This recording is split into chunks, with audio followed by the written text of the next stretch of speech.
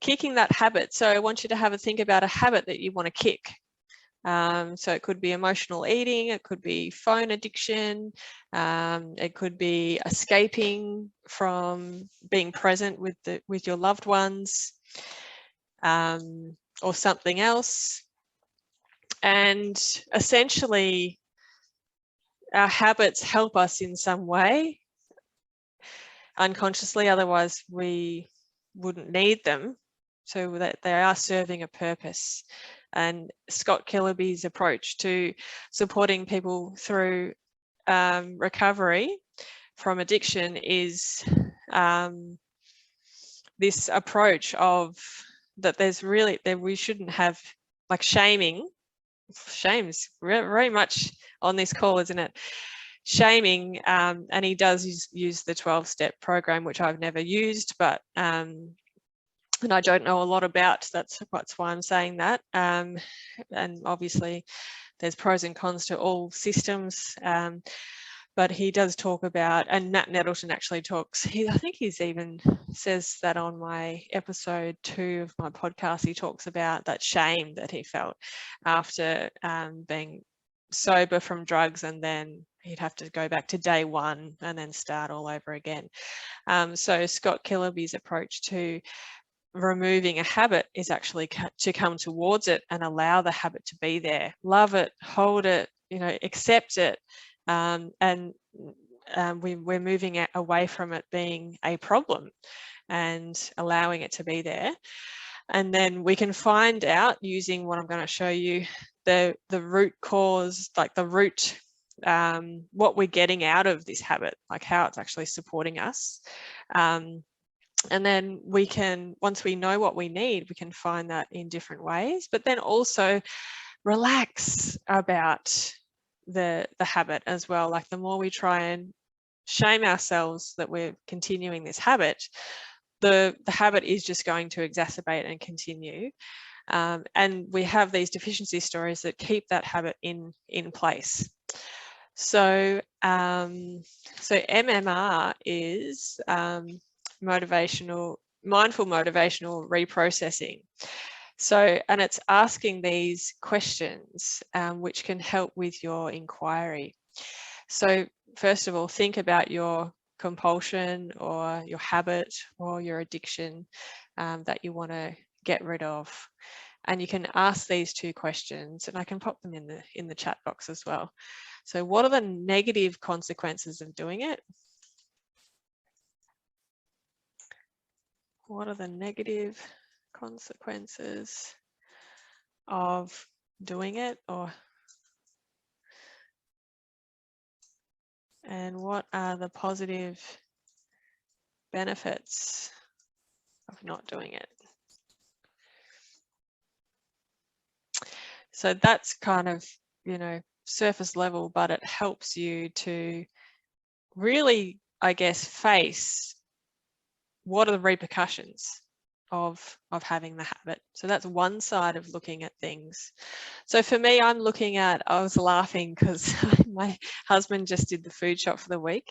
And when I do the food shop, I buy about 6 blocks of dark chocolate because I have about 1 block after, at the end of the day, and he only brought 3. And I was like, oh no, like straight up, I was like, I just wanted to go and like tell him, look, I have to have a block a night to myself. That's just, it's like me buying your beer and I only get half your beer.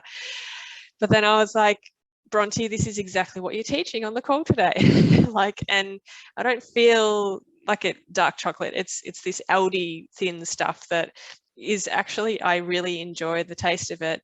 And it doesn't, have me super bloated, but I definitely would feel clearer if I didn't have it. So here we go. Here's the challenge for me to get through the week with half the amount of chocolate.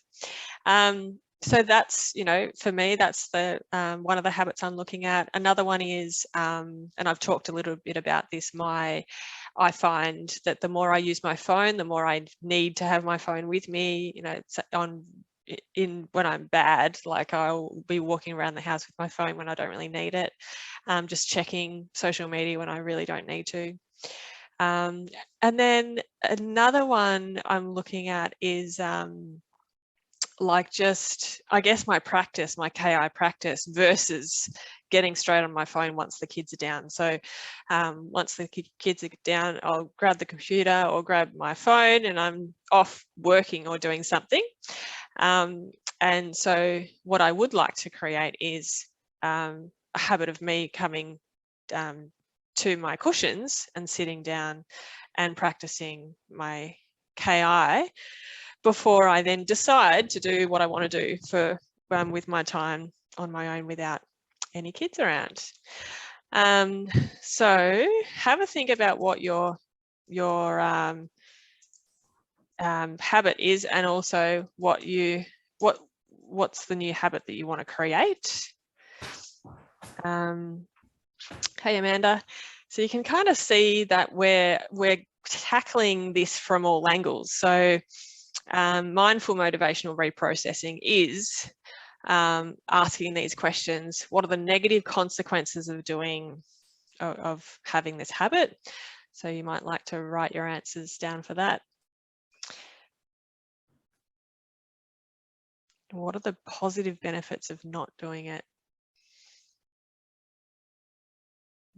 Let me know if you have any questions there.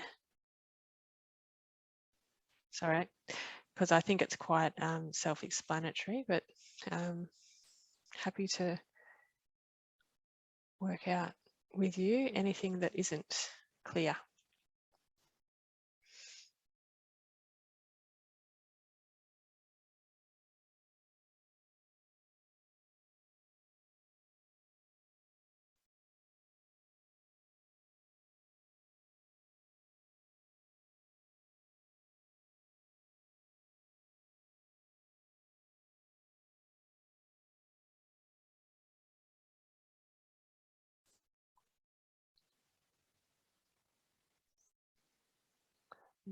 Thinking about a habit that you have, what are the negative consequences of doing it?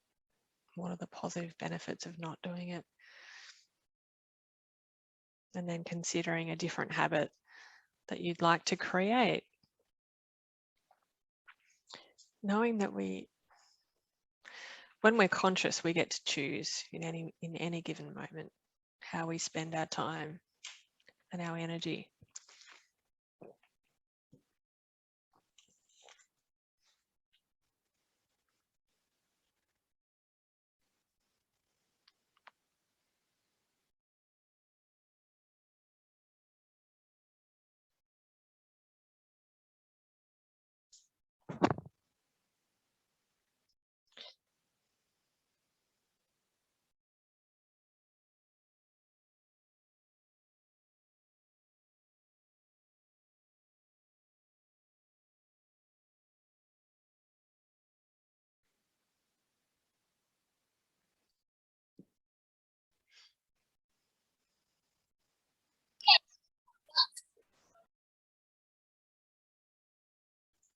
Hey, Holly.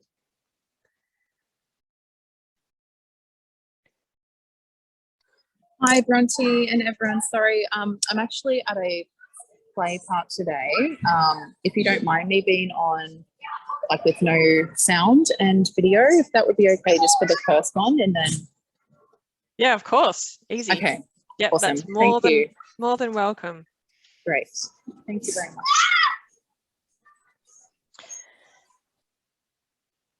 So just to fill you in, Holly, we're talking about the habits that we want to let go of, and I've asked the questions, and you can take these into your journaling later.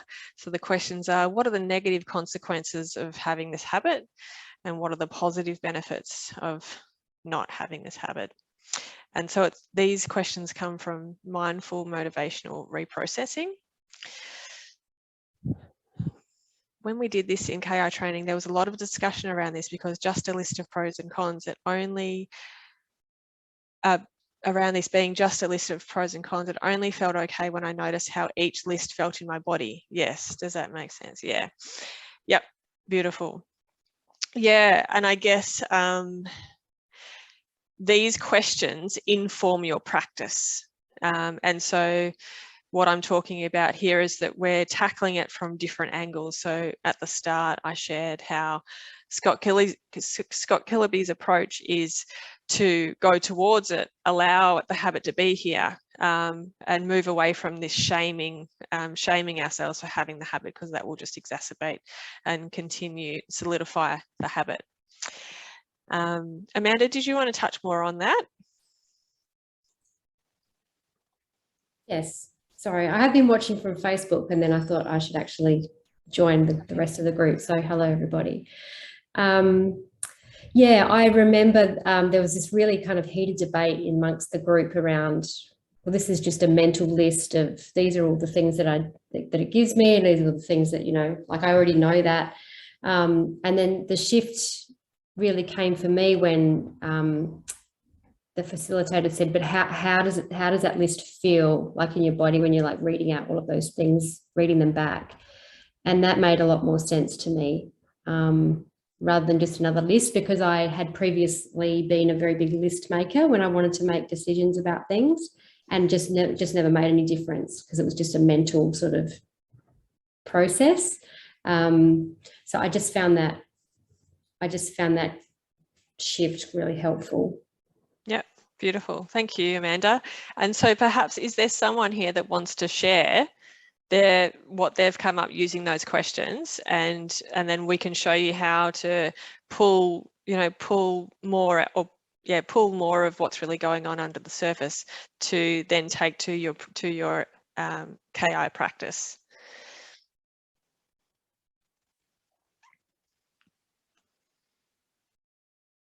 Yep, Janet, great, thank you. Mine's eating, emotional eating. Yeah. Yep.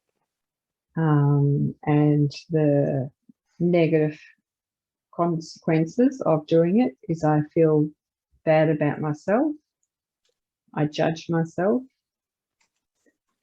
I put on weight. I don't want to be seen. And Beautiful. I feel ashamed. Yep. Thank you for being so open. Thank you so much. Good. Okay, so can you guys see? They're like big words you can look at. So judge myself. Janet, you can ask yourself, what does it mean about me that I've put on weight, or I will put on weight? Do you have an answer there, or is that needing a bit more time? There's something wrong with me. Well done. Yep. Yep. So they're the words to look at. So just this, Amanda's right, and I agree that, yeah, it can be a bit surface level, but when you're actually using these questions to then find, you're just basically looking for the words, pictures and body sensations that go with the answers to these questions. Yep. Thank you, Janet. So there's something wrong with me. That's what's driving it. It's got nothing to do with like anything else, really. It all stems down to this story. There's something wrong with me. So every time that sentence comes up, we listen to it, we come to the body. We listen to it, we come to the body, and use all the techniques that we can to be and stay with that thought when it's here, knowing that it's not here for all the time, is it? There's something wrong with me. Yeah. Just comes and goes. So when I was coming out of being on antidepressants, what I realized was I just had to be with whatever was coming up for me in that moment. It was either words, pictures or body sensations. That was my number one priority. So on my worst days, when it felt like I just couldn't be here. Like I was like, nah, I just can't do this. I want to take this medication so I'm not like this anymore, so I don't feel this. I realized I just either had to be with the words and pictures, or I just had to be with the body sensations. So in life, we have our emotions and our thoughts and feelings come and go, and they'll go up and down and up and down and up and down. Some days we have good days, other days we have bad days. Some moments we have good moments, other moments we have bad moments. You know, that's obviously a very simplistic way of looking at it, but it helps to know that just when you're having those troughs, it's just, right, I'm being with these words, there's something wrong with me. Like tending to these words, like holding them with a tenderness and a love, and like, thank you so much for being here. I can hear you, you're safe with me, I love you. And then when you come to the body, perhaps you just go directly to the body. Notice, just like what Amanda said, go straight to the body. Where can you feel that in the body? Maybe it's in your stomach. Come right to the body. Notice where the sensation ends. Find the space around it. Make more space for it. Hold it with your physical hand. Pat it. So thank you so much for being here. I love you. And can you see that this of practicing KI in the moment, it's self-soothing. It's like you're just soothing yourself in this moment. Right? Instead of using food. Yeah, that's it. Yeah. Beautiful. Thank you. That's great. Thank you. And do you want to share your answer to the other one there? To the positives. Yeah, what are the positive benefits of not doing it? My weight is stable. I'm happy to be seen. More time for my art, which is something Beautiful. Yeah, beautiful. Okay, good. So that is like that's your new habit that you want to create, right? So we get to decide where our attention goes. So how can you create some space for you to plan your next art project or your piece of your next piece of art that you want to create?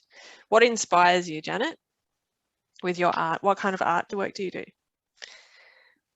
It's painting. So yeah, just learning, just doing it really. Yep. So what's the next step for you to paint? Just to do it. Have you got paintbrushes and paper? Oh yeah, no, I've got the whole lot. It just sits there. Okay. Yeah. All right. So now I know that this can feel so overwhelming to get the paints out, right? Can it? Yeah, it does. Because it's got to be this big masterpiece, right? It's got to be an amazing. Can it just be 5 minutes of painting today? Yeah. Does it soften it? Exactly. Yeah. You know? Yeah. Just a play. Can it just be playful? It doesn't have to be a masterpiece. Doesn't have to be 3 hours of artwork. Can it just be paint on paper for 5 minutes? Yeah. Or the length of your favorite song. Yep. Yeah. And then noticing how that feels. How does that feel in the body as you paint? Yeah, because it feels like when I know I want to paint, but it feels like there's a blockage. There's something that's stopping me when Thank you for arising. Thank you, blockage. I love you. I'm going to walk you to the pantry to get the paints out. You're with me as I'm reaching for the paints. This is how I talk myself to do things. Okay. Yeah. I'm getting the paper. Thank you. I can hear that there's a blockage, but I'm getting the paper out now. I'm getting the water out of the tap. You know, I love you. Thank you for arising. Feelings, you can come with me. You can paint with me. Yeah. So you don't have to get rid of it. It can come with you. Yeah, actually that. Welcoming that too. Yeah, so open up the body and notice with curiosity where that is in the body. Can you open up the body and space so it has more space to be felt? Yeah.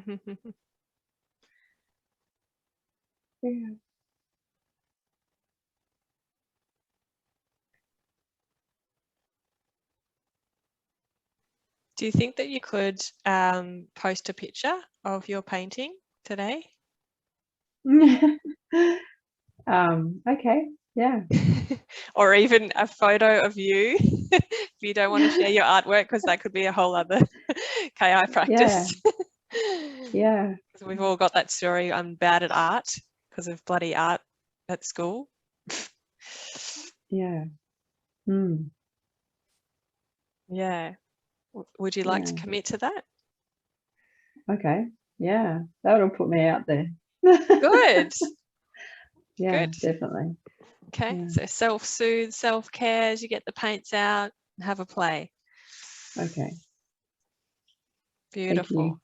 So Karen's asking, Janet, have you read the book Big Magic? Yeah, it's a good one. Letting No. creative stuff be imperfect. Yeah. Lovely. Mhm. Okay, Thank you. you're welcome. So those questions are good ones to answer and then take them to, thank you, Amanda, take them to your practice. So now let's get a little bit kind of on the other side now. So a reverse inquiry and utility inquiry together can be, I get nothing out of this habit. So look at the habit that you have and you can state to yourself, I get nothing out of this habit. I get nothing out of this habit. Watch, I get nothing out of this habit. I get nothing out of drinking. I get nothing out of having my phone with me all the time. I get nothing out of eating those muffins or that chocolate. Noticing what's arising in the body, words, pictures.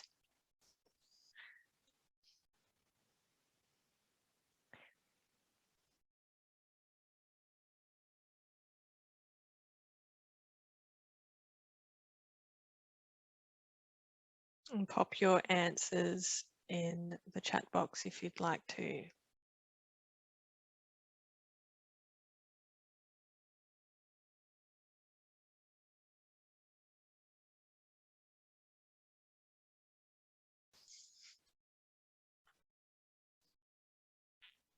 Get nothing out of this. So for me, I did that this morning with my phone. I get nothing out of having my phone with me. It was a sense of security. It's a safety, security for me. When I don't have it, I feel so open and like there's nothing to hold on to, which is interesting because you hold your phone, you know, it's so like it. And then that, so the words are, I have nothing to hold on to. And then I can instantly see a picture of when I found out my mum was terminally ill. I am also thinking of when my my family separated. So they're the memories that are linked to that story. I have nothing to hold on to. So maybe you've had moments of just life has just completely changed in a moment. Then, so you need a sense of safety or security or something different. I do get something out of connecting with people on social media, connecting and sharing and feeling seen and heard. Okay, good. Thanks, Karen. So you're looking at your social media addiction or habit. Yeah, beautiful.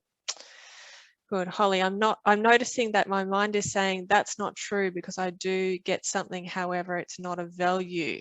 Okay, all right. Yeah, so you're looking, so there's positives and negatives, Holly. So yes, we're kind of looking at the negatives, like the parts that are not of value at the start. And that's valuable and helpful to look at. And then we also want to see the other side of it and see this addiction or habit as it's actually helping us feel something. So for Karen, she feels heard and seen. I know that one as well. Like if I feel lonely, I'll just post something and get a few likes and I'll be like, oh, there's that hormone, whatever, you know, something has changed in my physiology. Janet, feels like someone is pulling a safety blanket, pulling off me. So you're saying that when, like are you talking about your emotional eating? So if you don't eat when you have those moments, you feel like the safety blanket is being taken away from you. Yeah, good. That's a picture. So you'll see the blanket. Can you see the blanket being pulled from you right now? It's a feeling of it being dragged, just like this feeling, I suppose. I can't Good. maybe see it. That's just like a feeling of it, just Good. pulling away. Yeah, Beautiful. maybe image. I don't know. Yeah, no, it's both, right? So but you're being drawn to the feeling. So come to the body and notice how it feels in the body. Just similar to how it was for me, not having my phone. I feel like there's nothing to hold on to. Okay, I can feel that in my stomach right now. I can also feel it in my chest. I can feel buzzing in my arms. So these sensations are the sensations that are keeping us stuck. So the more that we come towards these sensations and learn how to feel safe with these sensations in our bodies, the less we need the thing to feel safe. That's how it works. Does that make sense? Yep. So what came up for me is that this is time wasting. My time isn't valuable was the underlying story. This ties into what came up this morning. Can you just explain, Galinda? I'm trying to connect the dots, and you're willing to share a bit more? So I guess it's that connection to social media, kind of, being on my phone, or someone needs some information about something, or want to come to a class, or like that constant feeling of needing maybe, and then how wasteful it is, really. And then it just hit me then when I just sat and closed my eyes for a minute, but that maybe my time isn't valuable because I'm wasting it. And then if my time isn't valuable, maybe I'm not valuable, and then that's kind of Yep, got it. So there's a couple of things going on there. So the deficiency story is I'm not valuable. Or my time, core deficiency story could be I'm not valuable. Deficiency story could be my time isn't valuable. And then what are things, the thing that you are getting out of this social media habit is connection, is it? Did you say? What else? Sense of belonging, or I'm not trying to put words into your mouth, but yeah, what are you getting? I think probably feeling valid, or feeling like I have something to offer, or feeling maybe that I'm worthy, that I'm it's not fitting in, it's more of just validation, I guess. Yeah, that's it. So a sense of validation. Good. Okay. So everyone can see how you're getting something from this habit, right? It's helping you in some way. So Holly said, it helps me get away from my uncomfortable feelings. Yes, of feeling bored. Yes, exactly. So bored, when we feel bored, there is the word bored, and then there is the feeling bored. So when we can process the word bored, like actually using the techniques to look at the word bored, have that be here so it dissolves, and then come to the body.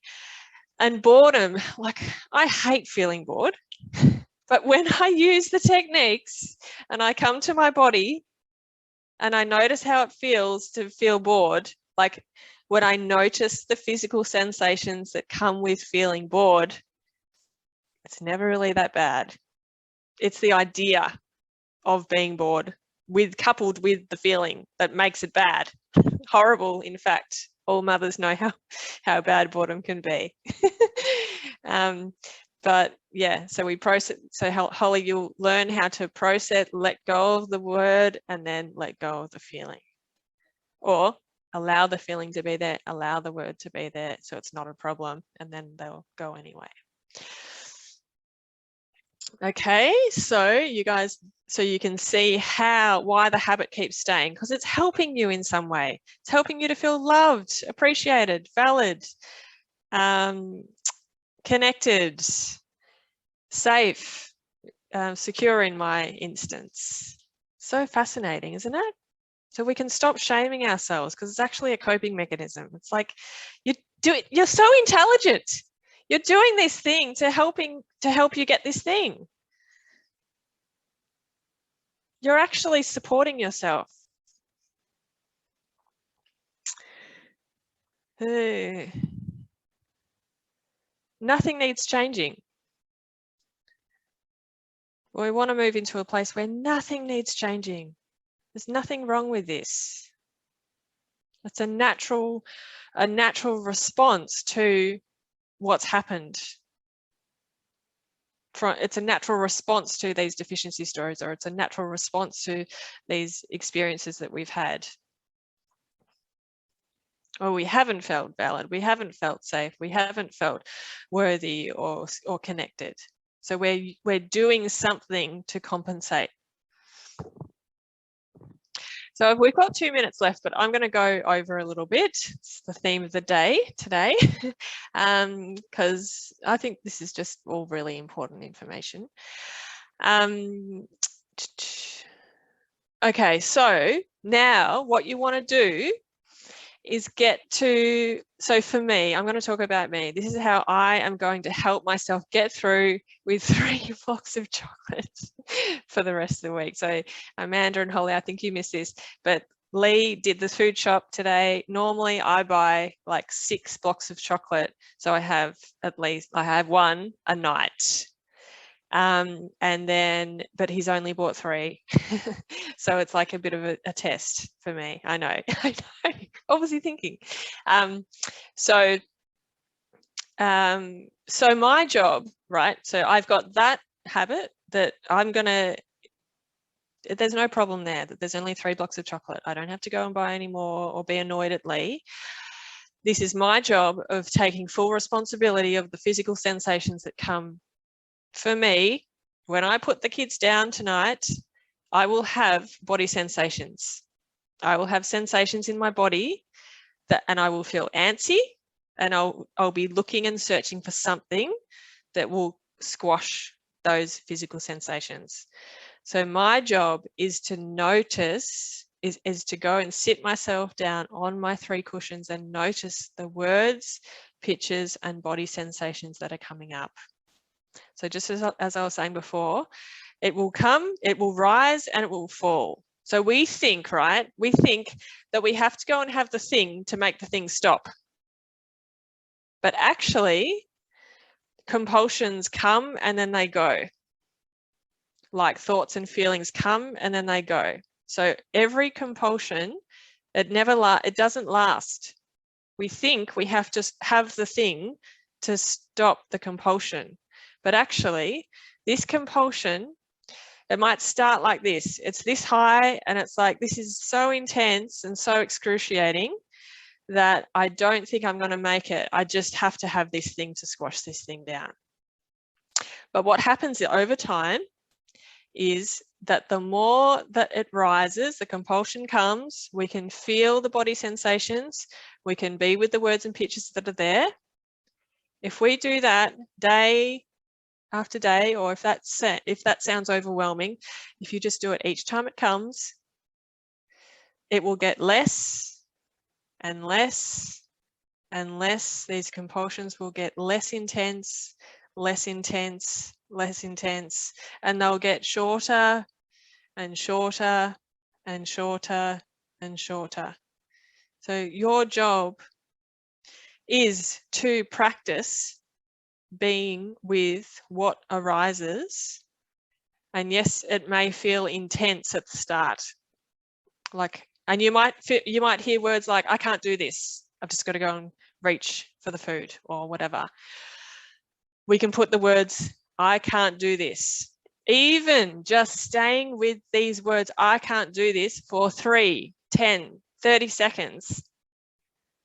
And you still reach for the chocolate. You are building up your capacity to stay with yourself more and more. Don't worry if you've had it, but let's celebrate the fact that you stayed with these words. I can't do this for 10, 20, 30 seconds. Similar to Janet's artwork, right? She does 10 seconds of artwork. She's breaking that habit of it's too hard. It just sits there. Actually, no, today it's going to get out and she's going to do some art. Okay. These words and beliefs and stories can be so solidified, but they can also just be changed just like that as well, just by getting a piece of paper out, getting some artwork out. Same with me tonight. I can say to myself, I just can't get through a week with 3 blocks of chocolate. And this call has inspired me to be like, this, I'm going to face and be with the body sensations that arise for me, that come up for me, that I know will come as soon, because I'm worked up by the time my kids are going to bed. My nervous system, I'm doing everything I can not to yell at my kids, because they are playing around, mucking around. All I want them to be is in bed. So the body sensations settle. It's got nothing to do with them. It's just the rattled, it's the body sensations. It's the nervous system dysregulation. So what my habit has been is grab the chocolate, get on my phone, it numbs it, softens it. Okay, so my job is to stay with, go straight to my cushions, notice, and use all the tools that we have for words, pictures, and body sensations. Make sense? So notice the signs. So before you get to the point where you're reaching for the bottle, reaching for the phone, reaching for the food or whatever it is, are there subtle sensations beforehand? Oh, great, Holly. Are there subtle sensations? So we're building up our capacity to stay with ourselves when we have those subtle sensations, or we have the words, or perhaps it's a picture of the chocolate in the pantry.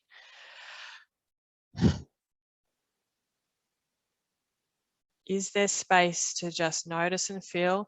Yep, there's body sensations here. I can feel there's buzzing in my legs right now. I can feel there's buzzing in my hands, my arms. I can feel like a softness here. Even just like get on a live video, get in our Facebook group and talk through what physical sensations you can feel right now.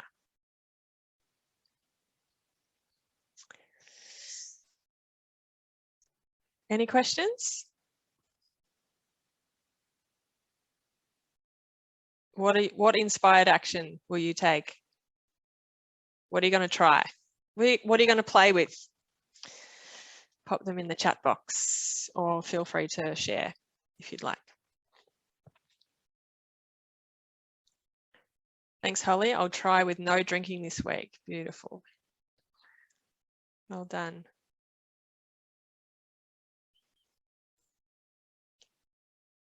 Noticing the physical sensations that come with a compulsion or craving.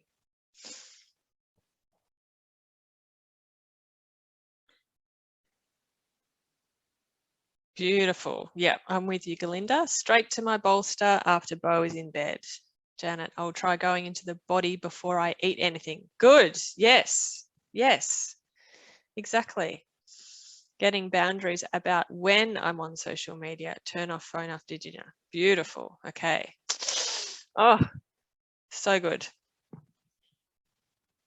This excites me. And we are programmable, right?